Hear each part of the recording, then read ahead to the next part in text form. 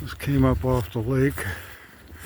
Thought I better get off of there. I did go through the ice up to my knees, so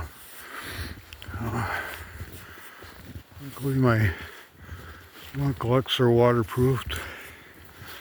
But anyway, I better get off the lake. Probably not a good time to be out there yet. Yeah, got a lot of down trees.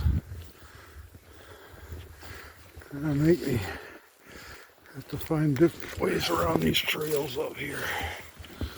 But anyway,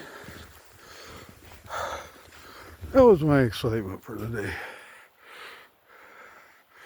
Sun's coming out. I haven't seen the sun for about a week, so that's nice.